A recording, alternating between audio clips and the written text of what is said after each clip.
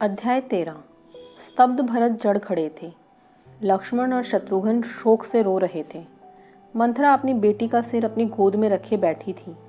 वह खालीपन से कहीं दूर देख रही थी। उसकी आंखें सूखी लेकिन सूजी हुई थीं। उसके आंसू सूख गए थे। रोशनी का शरीर सफ़ेद कपड़े में लिपटा हुआ था। वह मंथरा के आदमियों को सरयू नदी के तट पर खून से लथपथ और नग्नावस्था में मिली थी। उसके एक सहायक की लाश उससे कुछ दूर ही पड़ी थी। उसकी लाठी से पीट पीट कर हत्या की गई थी। दूसरा सहायक सड़क के किनारे बुरी तरह से घायल लेकिन जीवित मिल गया था। चिकित्सक उसका इलाज कर रहे थे जब राम वहां पहुंचे। उनका चेहरा उदासीन था लेकिन हाथ क्रोध से कांप रहे थे। उन्हें रोशनी की सहायक से कुछ सवाल पूछने थे। जब अगली सुबह तक रोशनी नहीं लौटी थी तो मंथरा ने उसका पता करने के लिए अपने आदमियों को सराइया भेजा था। वे भोर होते ही जैसे ही नगर के द्वार खुले निकल गए थे। नगर से आधा घंटा दूर ही जाने पर उन्हें रोशनी का शव दिखाई दे गया था। बड़ी ही बेरहमी से सामूहिक रूप से उसकी इज्जत लूटी गई थी। उसके सिर को बार बार समतल जगह पर पटका गया था।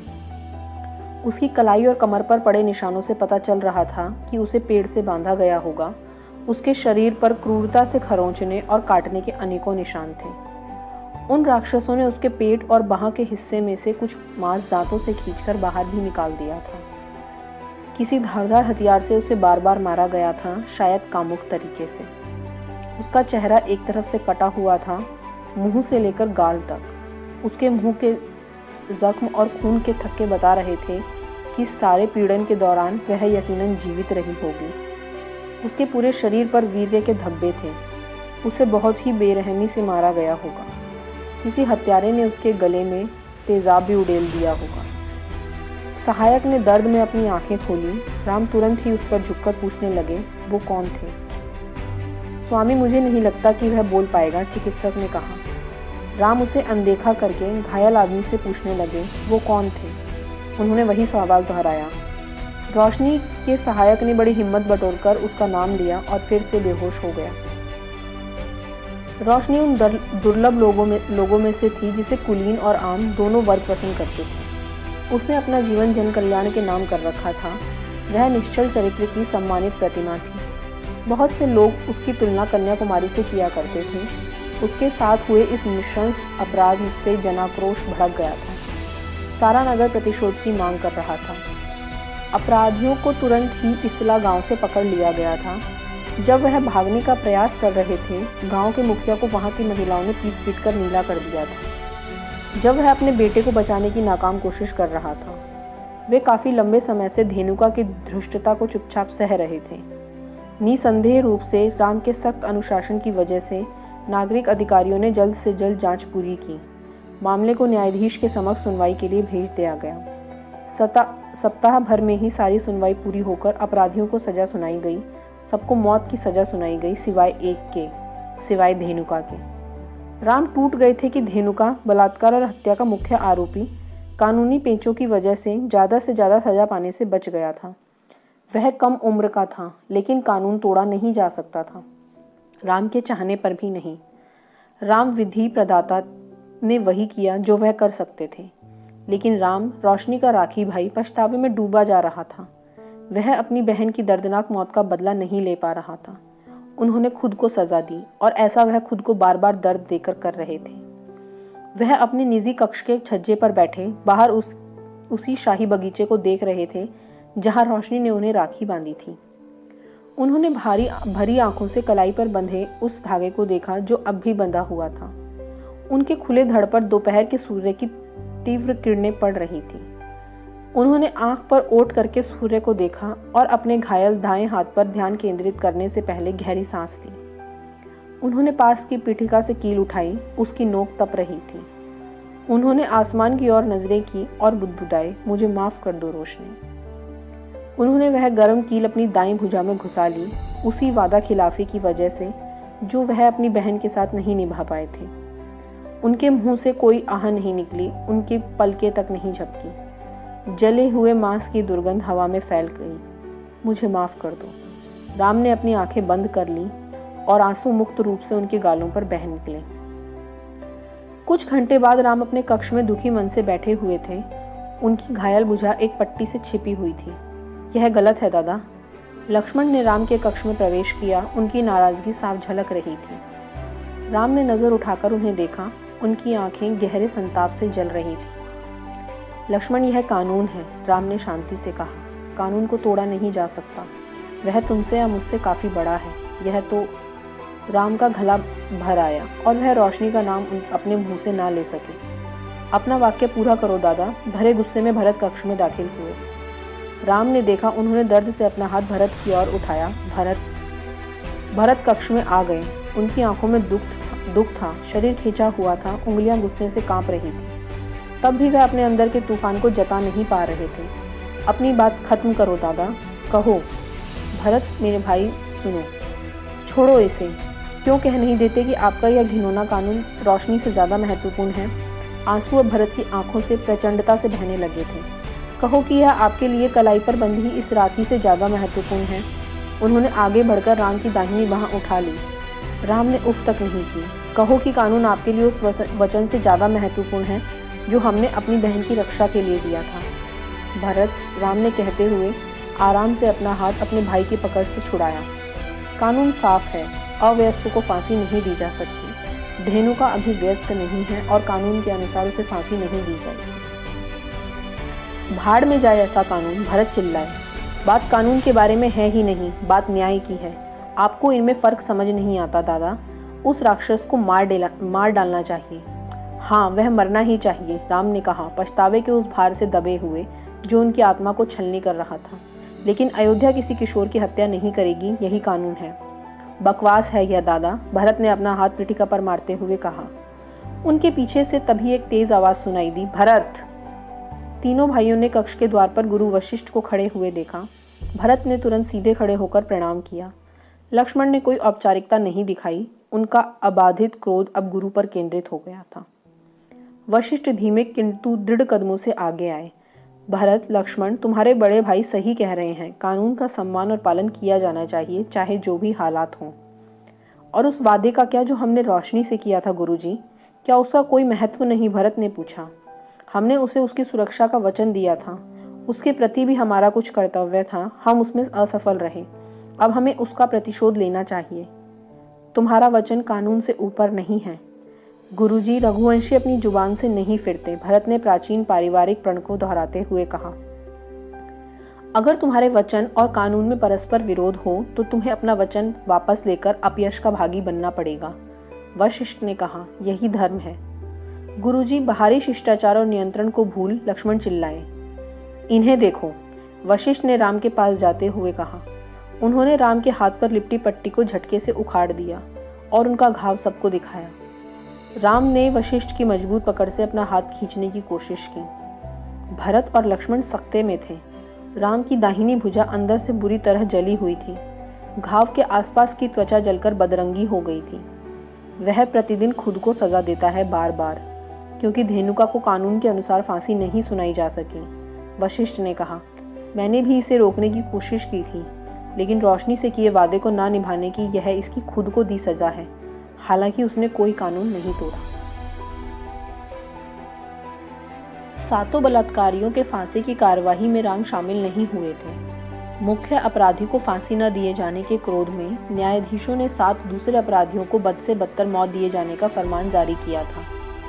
राम के नए कानून से फांसी की प्रक्रिया में तेजी आ गई थी। गर्दन को तब तक लटकाना जब तक इंसान मर न जाए। इसी के साथ उन्होंने यह भी आदेश दिया था कि 5 कारागार के निर्धारित परिसर में ही दी जा सकेगी। और अंत में उसमें यह प्रावधान भी जोड़ दिया गया था कि न्यायाधीश इस मामले में अपने निर्णय से भी विचार ले सकेंगे। इसी प्रावधान का लाभ लेते हुए गुस्से से तिलमिलाए न्यायाधीशों ने इस मामले में अपवाद करार दिया और उनकी मौत को सार्वजनिक रूप से दर्दनाक, आखिरी सांस तक खून बहते हुए और अपमानजनक बनाने का निर्णय लिया। इससे वह लोगों के सामने एक आदर्श स्थापित करना चाहते थे। निजी बातचीत में उन्होंने यह भी जोड़ लिया था कि लोगों को भी उनका क्रोध जाहिर करने का मौका मिलना चाहिए। पुलिस के सामने आदेश के पालन के अतिरिक्त अन्य कोई विकल्प नहीं था। फांसी देने का चबूतरा नगर की दीवारों के बाहर 4 फुट ऊंचाई पर बनाया गया था, जिससे दूर से भी दृश्य को साफ देखा जा सके। अगली सुबह ही लोग हजारों की तादाद में उस मंजर का गवाह बनने के लिए एकत्र हो गए थे। बहुत से अपने साथ अंडे और सड़े हुए फल लेकर आए थे जो वह उन पर भालों की तरह मार सके। जब उन 7 अपराधियों को कारागार की कैदियों वाली गाड़ी में लाया गया तो अचानक से मानो जनाक्रोश फूट गया। उनके शरीर पर लगे घावों से यह स्पष्ट था कि उन्हें कैद में बेरहमी से पीटा गया था। अपनी कोशिशों के बावजूद राम कारागार के अधिकारियों के साथ साथ अन्य कैदियों को भी अपना गुस्सा उतारने से नहीं रोक सकते थे। वे सब कभी न कभी प्रत्यक्ष या अप्रत्यक्ष रूप से प्रिय रोशनी की सेवाओं से कृतार्थ हुए थे, इसलिए भी प्रतिशोध की भावना प्रबल थी। अपराधी चबूतरे की सीढ़ियों तक आए, फिर उन्हें वहां बने लकड़ी के उस कटघरे के पास ले जाया गया जहां सिर और हाथ फंसाने के लिए छेद बने हुए थे। यह भीड़ के लिए संकेत था। अचूक सटीकता के साथ उन्होंने सामान फेंकना शुरू कर दिया, जिसके साथ खूब गालियां और थूक भी शामिल था। इतनी दूरी और गति से फेंके जाने के कारण फलों के लगने से खून बहने लगा था और बेहद दर्द भी हो रहा था। नुकीले औजार और पत्थर लाने से भीड़ को सख्ती से मना कर दिया गया था। कोई भी नहीं चाहता था कि अपराधी जल्दी मर जाए। उन्हें उत्पीड़न सहना था, उन्हें कीमत चुकानी थी। जब सब आधे घंटे तक चलता रहा, जब लोग थकान के कारण मंद पड़ने लगे, तो जल्लाद ने उस हमले को रोकने का इशारा कर दिया। वह चबूतरे पर पहले कैदी के पास गया जिसकी आंखें डर से फैल गई थी। 2 सहायकों की मदद से उसने अपराधी की टांगों को विपरीत दिशा में इतना खींचा कि कटघरे में उसका गला दबने की स्थिति में पहुंच जाए। फिर जल्लाद ने एक बड़ी सी कील और हथौड़ा उठाया। फिर उसके खींचे हुए पैरों में से एक पैर कील लगाकर उसे लकड़ी के चबूतरे पर ठोकने लगा। वह हथौड़े को एक लय में मार रहा था जिससे अपराधी को ज़्यादा से ज़्यादा दर्द हो और उसकी चीखों से भीड़ के संताप को कुछ राहत मिल सके। जल्लाद ने सावधानी से अपना कार्य देखा और फिर 2-1 चोटें और मारकर उसे संपन्न किया। वह संतुष्टि से उठा। अपराधी का दर्द से चिल्लाना अभी रुका ही था कि जल्लाद उसके दूसरे पैर के पास पहुंच गया। उसने इस भयानक कार्य को दूसरे 6 कैदियों के साथ भी किया। उनके भी पैर लकड़ी के चबूतरे में गोद दिए गए। अपराधियों की हर चित्कार पर भीड़ में जोश की लहर उठ जाती। जब आखिर में वह काम खत्म हुआ तो जल्लाद चबूतरे पर से भीड़ का अभिवादन करते हुए पहले अपराधी के पास पहुंचा। कीलों से ठुका हुआ पहला अपराधी अब तक बेहोश हो गया था। उसके मुंह में कुछ औषधि जबरन डाली गई और थप्पड़ मार मारकर उसे होश दिलाया गया। इसका मजा लेने के लिए तुझे उठाना ही होगा, जल्लाद ने गिराते हुए कहा। मुझे मार दो, अपराधी ने गुहार लगाई, कृपया दया करो। जल्लाद का चेहरा पत्थर हो गया था। रोशनी ने 4 महीने पहले ही उसकी बेटी को पैदा करवाया था और बदले में उसके कच्चे घर में भोजन करना ही स्वीकारा था। क्या तूने देवी रोशनी पर दया दिखाई थी, कुत्ते के पिल्ले? माफ़ी, रहम करो, मुझे मौत दे दो। अपराधी फूट फूट कर रोने लगा। जल्लाद उदासीनता से चला गया। 3 घंटे तक लोगों द्वारा निर्दयता से प्रताड़ित करने के बाद जल्लाद ने अपनी कमर पेटी से एक छोटा तेज चाकू निकाला। उसने पहले कैदी के कटघरे की पकड़ को ढीला करते हुए उसका दायां पैर बाहर निकाला। उसने कलाई का बारीकी से मुआयना किया। उसे सही नस पकड़ने की ज़रूरत थी, ऐसी नस जिसमें से तेजी से खून ना बहे। वह नस मिलने पर मुस्कुराया। बहुत बढ़िया, जल्लाद ने कहा और चाकू को पास लाकर बड़ी ही सफाई से छोटा सा भाग काट दिया। अपराधी दर्द से तड़प उठा। मौत कम से कम 1 घंटे तड़पने के बाद आनी थी। जल्लाद जल्दी से आगे बढ़ा और कलाई की यही प्रक्रिया दूसरे अपराधियों के साथ दोहराई। हर बार चाकू चलने पर भीड़ निर्लजता से चिल्ला रही थी। काम समाप्ति पर जल्लाद ने चबूतरे से उतरने से पहले भीड़ का झुककर अभिवादन किया। एक बार फिर से अंडों और सड़े हुए फलों का दौर चलने लगा, जिसे समय समय पर एक अधिकारी रोक देता क्योंकि वह खून का प्रभाव जांचने के लिए चबूतरे पर जाता था। अपराधियों के आखिरी सांस निकलने में 2-2.5 घंटे से ज़्यादा का समय लगा। उन्हें ऐसी दर्दनाक मौत मिली थी जिसके दाग उनकी आत्मा पर से कई जन्मों में भी नहीं हटने वाले थे। जब अपराधियों को मृत घोषित कर दिया गया तो भीड़ ने जोर से शोर मचाया, देवी रोशनी अमर रहे। मंथरा चबूतरे के पास एक ऊंचे से आसन पर झुकी हुई बैठी थी। उसकी आंखों में अभी भी नफरत और क्रोध भड़क रहा था। उसे कोई शक नहीं था कि जल्लाद खुद उन राक्षसों को अच्छे से उत्पीड़ित करेगा। उसकी रोशनी को सभी लोग बहुत चाहते थे। तब भी उसने जल्लाद को उन्हें निर्दयता से मारने के लिए अच्छी खासी रकम गुप्त रूप से दी थी। इतनी लंबी और दर्दनाक प्रक्रिया के दौरान उसने एक बार भी पलक नहीं झपकी थी और उनको मिली हर पीड़ा को तन्मयता से देख रही थी। अब सब खत्म हो गया था और फिर भी उसके मन को कोई राहत या संतुष्टि नहीं मिली थी। उसका दिल पत्थर हो गया था। बैठे हुए उसने एक कलश को अपने सीने के और करीब खींच लिया। उसमें रोशनी की अस्थियां थीं। आंखों में आंसू भरने पर उसने नजरें नीचे की। वह आंसू कलश पर जा गिरा। मैं तुझसे वादा करती हूँ मेरी बच्ची, आखिरी अपराधी को भी उसके लिए किए की सजा मिलेगी। धेनुका को भी न्याय का वार सहना होगा।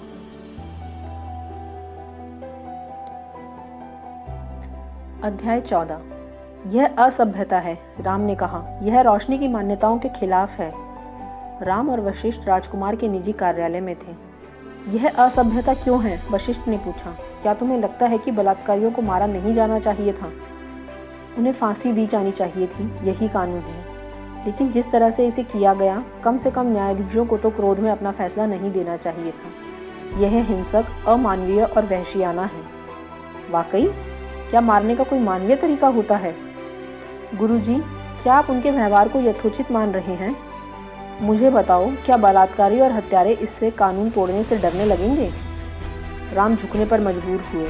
हाँ, तो सजा का मकसद पूरा हुआ। लेकिन रोशनी इसके पक्ष में नहीं। दर्शन का एक सिद्धांत है कि बर्बरता का सामना बर्बरता से ही किया जा सकता है। आग को आग से ही हराया जा सकता है राम। लेकिन रोशनी कहा करती थी कि आंख के बदले आंख वाले सिद्धांत के से पूरी दुनिया अंधी हो जाएगी। बेशक अहिंसा का अस्तित्व है, लेकिन तभी तक जब आप क्षत्रियों के युग में न जी रहे हैं। क्षत्रियों के युग में रहते हुए तुम उन बहुत कम लोगों में से हो जो यह मानते हैं कि आंख के बदले आंख से पूरी दुनिया अंधी हो जाएगी, जबकि हर कोई इसके दूसरी ओर से सोचता है। तो एक अकेले तुम ही होंगे जो देख नहीं पाओगे। ब्रह्मांड के नियमों को भी समय के साथ बदलने की जरूरत पड़ती है।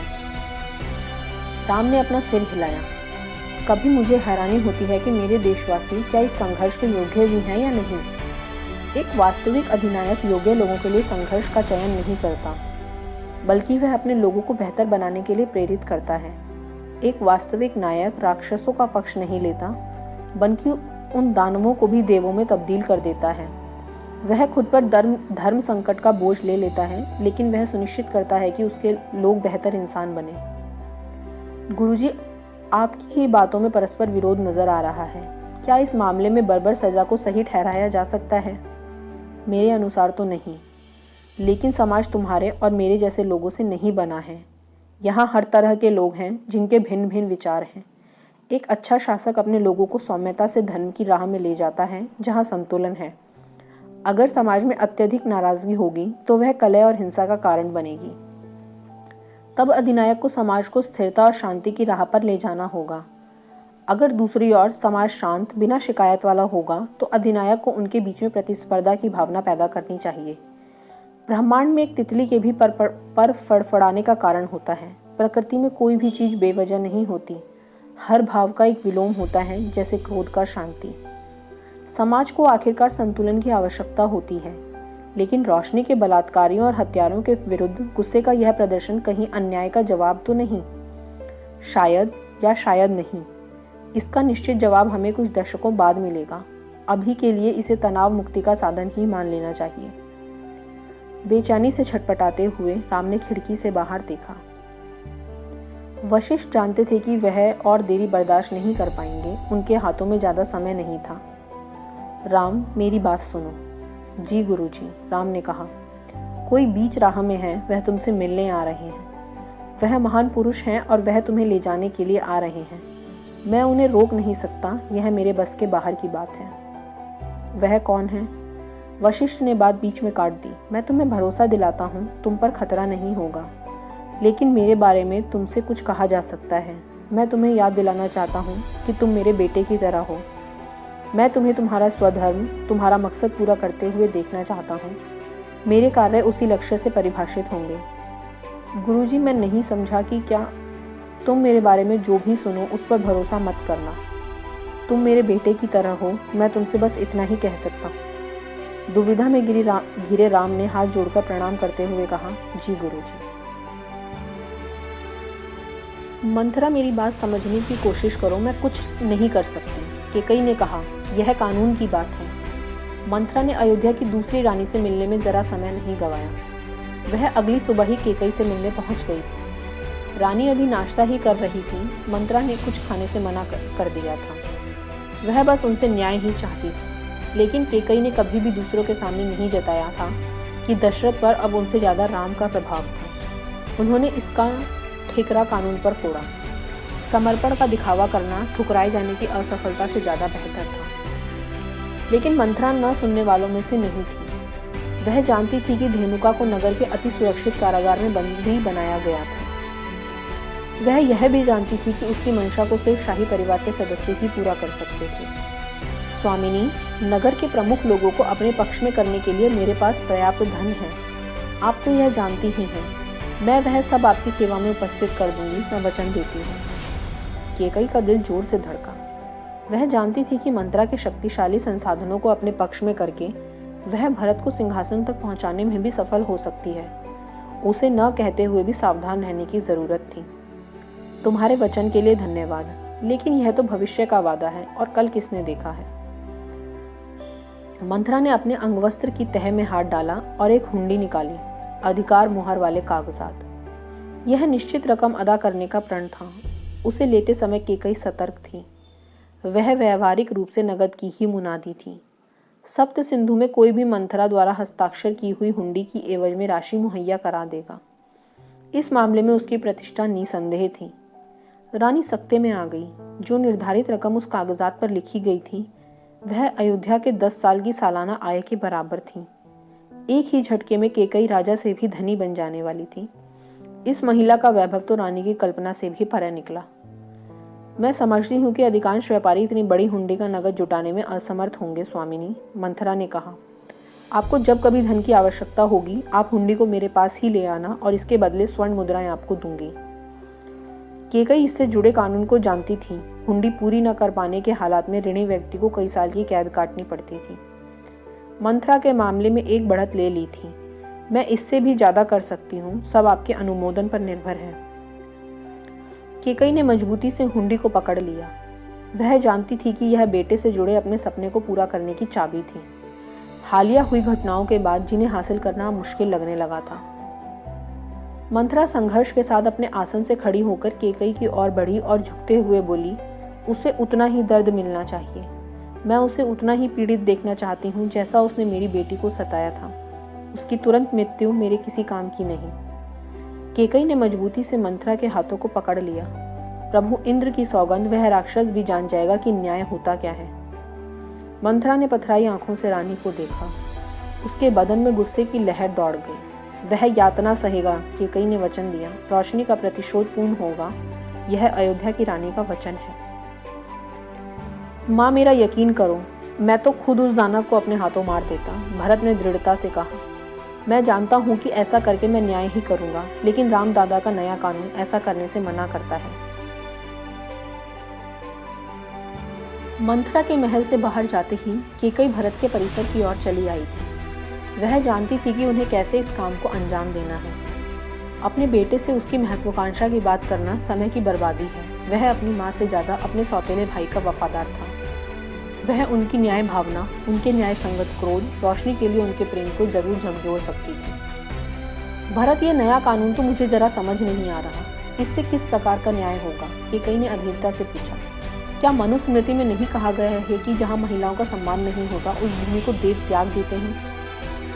हाँ माँ, लेकिन यह नया कानून है। अवयस्क को फांसी नहीं दी जा सकती। क्या तुम जानते हो कि अब धेनुका अवयस्क भी नहीं रहा है?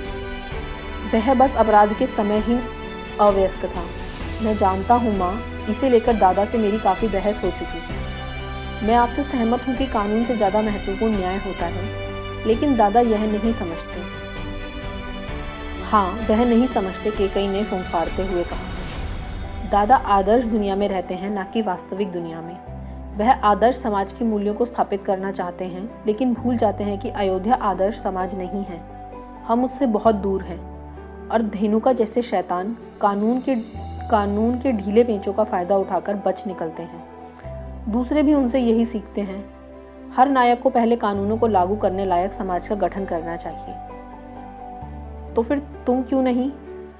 मैं नहीं कर सकता। अगर मैंने दादा के नियमों को तोड़ा या उन पर सवाल उठाया तो इससे उनकी योग्यता पर ठेस पहुंचेगी। अगर उनके भाई ही उनकी बात नहीं सुनेंगे तो भला दूसरा कोई क्यों उनकी बात मानेगा।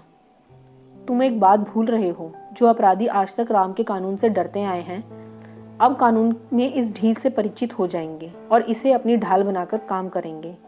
वयस्क अपनी अपराध योजना को किशोरों से पूरा करवाने लगेंगे। बहुत से गरीब निराश किशोर हैं जो आसानी से कुछ पैसों के लालच में अपराध को अंजाम दे देंगे। यह संभव है। धेनुका का आदर्श स्थापित करके दूसरों को भी सबक सिखाया जा सकता है। भरत ने प्रश्नात्मक नजरों से केकई को देखा। माँ, आप इसमें इतनी दिलचस्पी क्यों ले रही हो? मुझे बस रोशनी के लिए न्याय चाहिए। वाकई? भरत, वह अच्छी कुलीन लड़की थी। तुम्हारी राखी बहन का कैसे कोई गंवार बलात्कार कर सकता है? केकई मुद्दे को सही निशाने पर ले आई।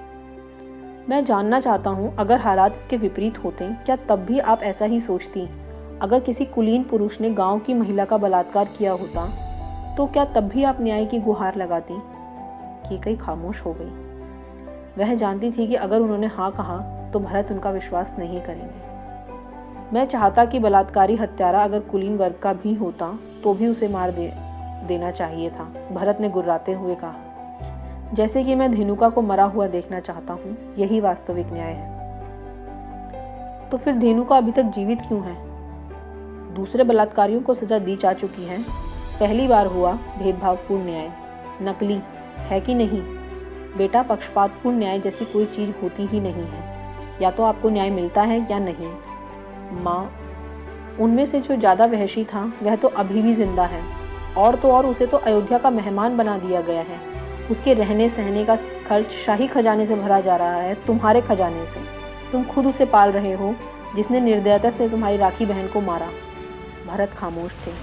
शायद राम रोशनी को उतना प्यार नहीं करते थे। केकई ने आखिरी तीर छोड़ा। प्रभु रुद्र के नाम पर माँ, आप ऐसा कह भी कैसे सकती हैं? राम दादा तो खुद को उसकी सजा, इससे क्या फर्क पड़ता है? इससे न्याय का क्या वास्ता? भरत कुछ नहीं कह पाए। तुम्हारी रगों में केकई का खून है।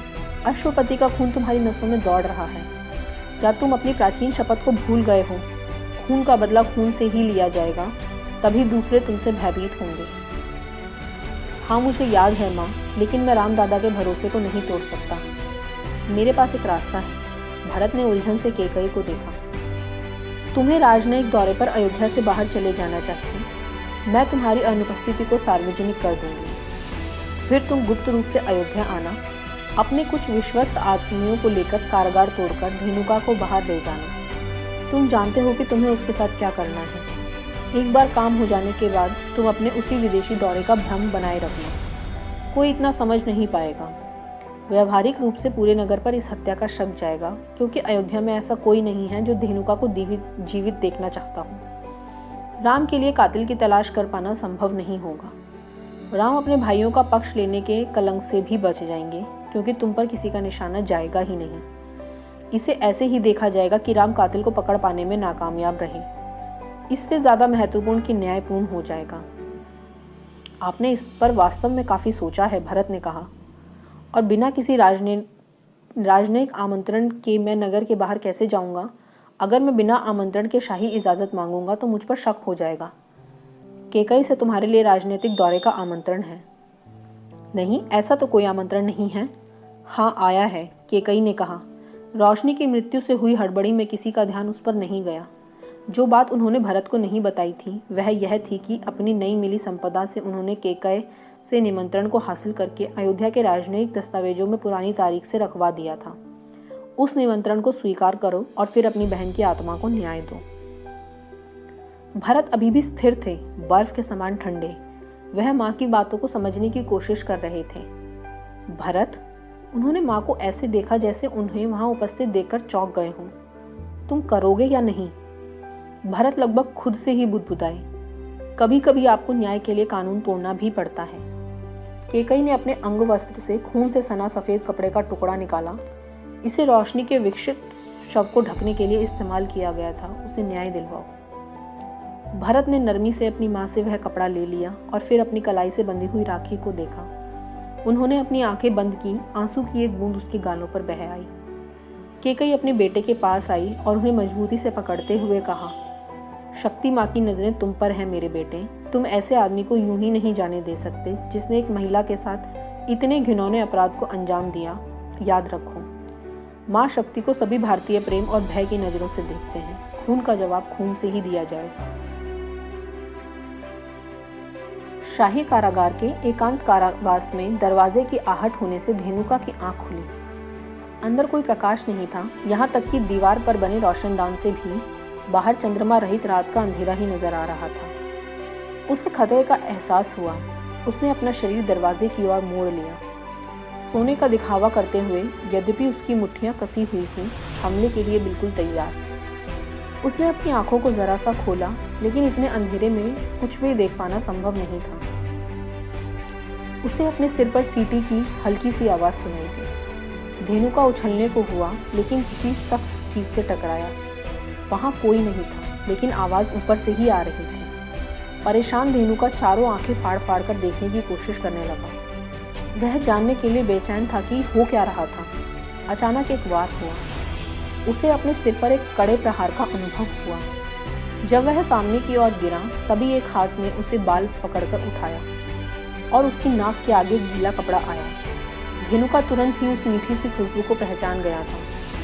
उसने खुद कई बार इसका इस्तेमाल अपने शिकार को फंसाने के लिए किया था। वह जानता था कि वह लड़ नहीं पाएगा। पल भर में ही वह बेहोश हो गया। धूल भरी सड़क पर चलती गाड़ी में धेनुका की आंख खुली। उसे कोई चोट नहीं महसूस हो रही थी, सिवाय सिर के पिछले हिस्से के, जो वाकई में असहनीय थी। उसके अपहरणकर्ता ने उसे घायल नहीं किया था। वह सोच रहा था कि वह होगा कौन।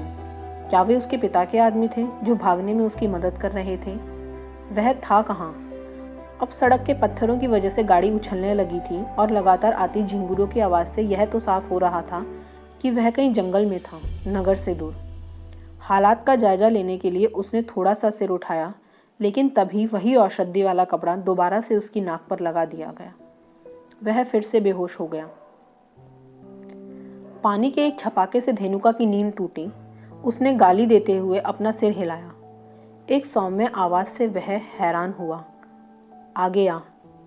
चकित लेकिन परेशान धेनुका ने सीधे बैठने की कोशिश की।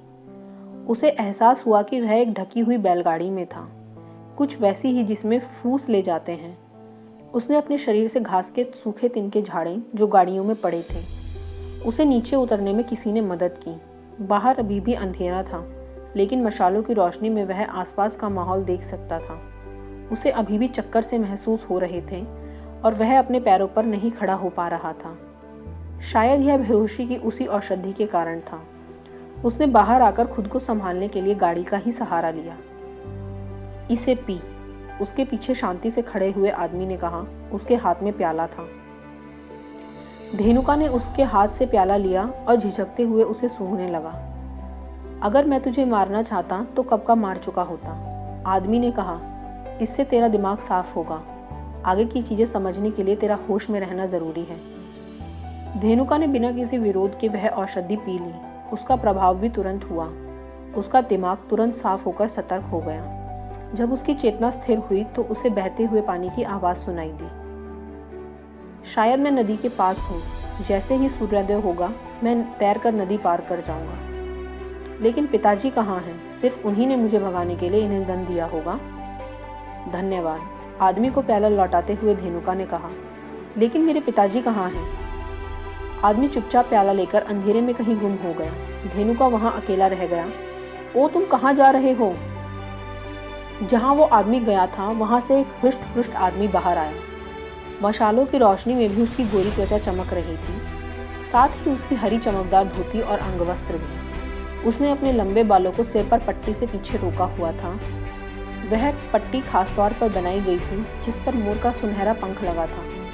आमतौर पर शरारती रहने वाले उसकी आंखें आज गंभीर थीं। राजकुमार भरत, धेनुका ने एक घुटने पर बैठते हुए कहा। भरत बिना कुछ बोले धेनुका के पास आए। धेनुका ने कौशल की महिलाओं में भरत की लोकप्रियता के बारे में सुन रखा था। मैं जानता था कि आप मुझे समझेंगे। आपके सादे सीधे बड़े भाई से इसकी उम्मीद नहीं की जा सकती। भरत स्थिर थे।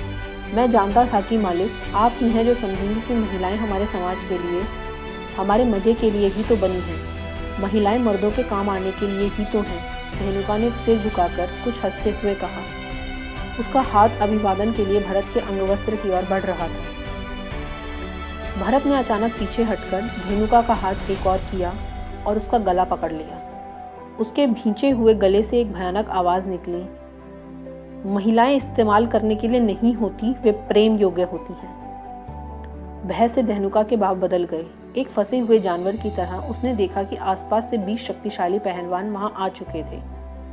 वह भरत की पकड़ से छूटने की कोशिश करने लगा, क्योंकि राजकुमार ने अब तक उसके गले को मसलना शुरू कर दिया था। स्वामी, पीछे से एक आदमी ने कहा। भरत ने सांस खींचते हुए धेनुका को छोड़ दिया। तू इतनी जल्दी नहीं मरेगा। दोबारा सांस लेने की कोशिश में धेनुका को लगातार खांसी आ रही थी। अचानक ही किसी ने उसे पकड़कर घुमाते हुए पटक दिया। 2 आदमी उसे मारते और चिल्लाते हुए गाड़ी की ओर खींचने लगे। कानून, धेनुका चिल्लाया। कानून, मुझे छुआ नहीं जा सकता, मैं अवयस्क हूँ। तीसरे आदमी ने सामने आकर धेनुका के जबड़े पर मुक्का मारकर उसका दांत तोड़ दिया। वहां से खून बहने लगा। तू अब अवयस्क नहीं है। लेकिन राजकुमार राम का कानून। धेनुका के शब्द मुंह में ही रह गए, क्योंकि उस आदमी ने उसे एक और जोरदार घूंसा मारा। इस बार उसकी नाक टूट गई थी। क्या तुझे यहाँ राजकुमार राम दिखाई दे रहे हैं? इसे ऊपर बांध दो, भरत ने कहा।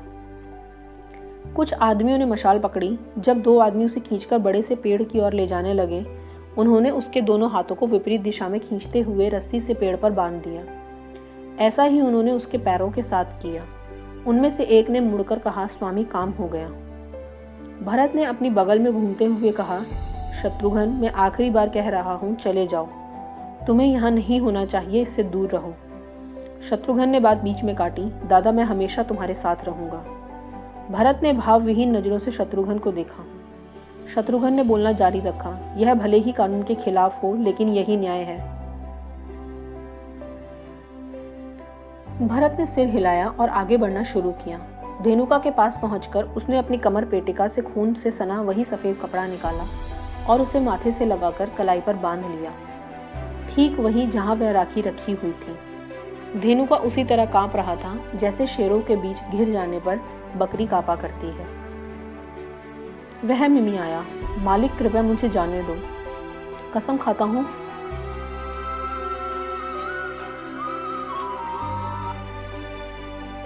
धेनुका उसी तरह कांप रहा था जैसे शेरों के बीच घिर जाने पर बकरी कांपा करती थी। वह मिमियाया, मालिक, कृपया मुझे जाने दो। कसम खाता हूँ कि फिर कभी किसी महिला को हाथ नहीं लगाऊंगा।